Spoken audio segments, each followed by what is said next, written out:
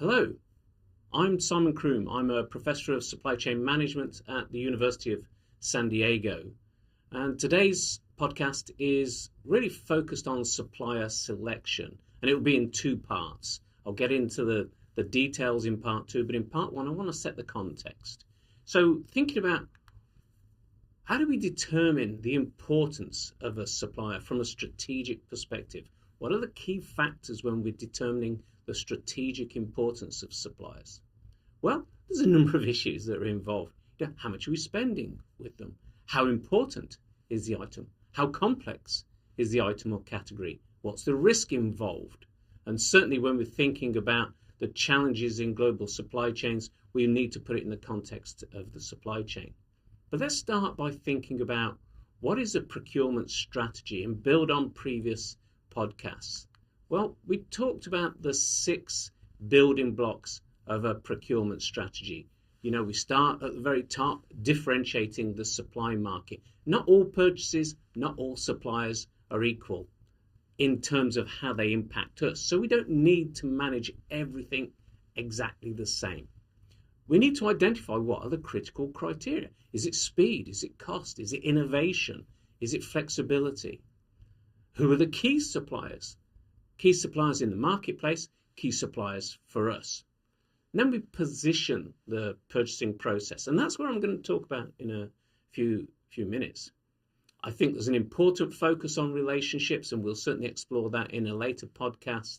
And then how do we organize for purchasing? How do we set up our purchasing department, our purchasing processes, and our disbursement of purchasing authority? But let's focus on evaluating potential and current suppliers.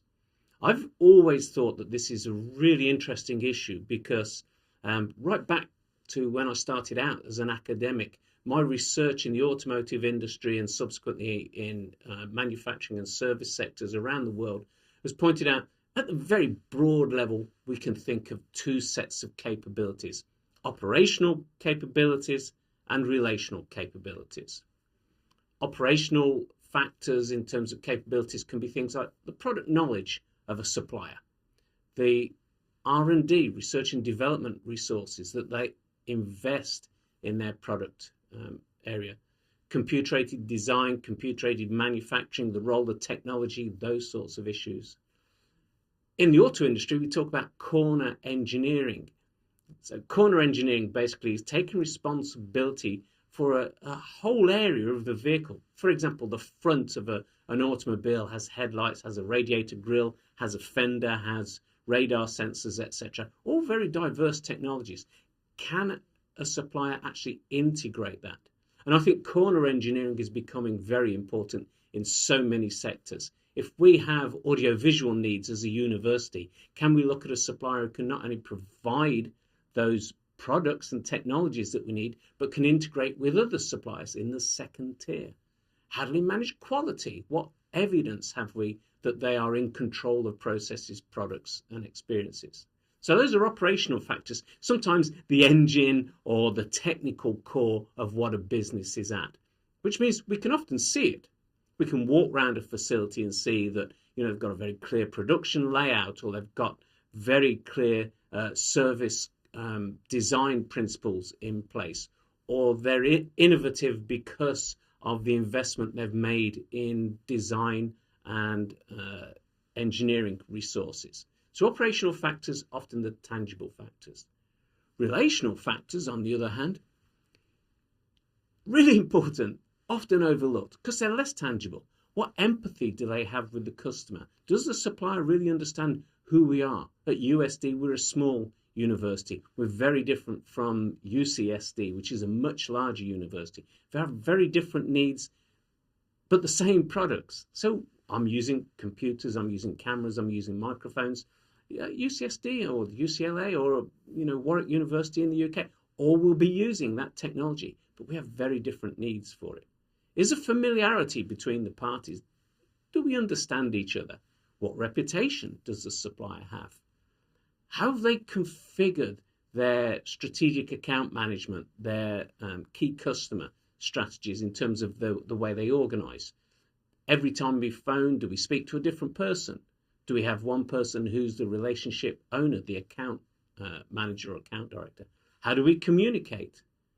What about the people at the level of, I'm placing an order today for, 20 SD memory cards. Am I talking to somebody who knows I'm from USD, or is it just a non-dedicated relationship? And who are the key individuals? Okay, so these are less tangible, they are measurable, they're very important. And one of the things I discovered that with selecting suppliers, operational and relational factors play a very different role.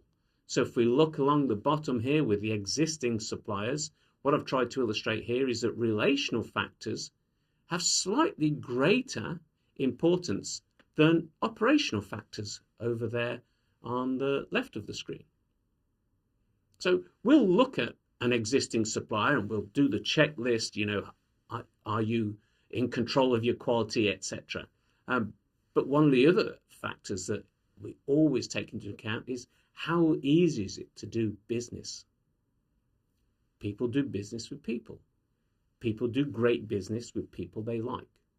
And we know what the relationships are going to be like when we've worked with the supplier for any number of years. And that often compensates for potential limitations at an operational side.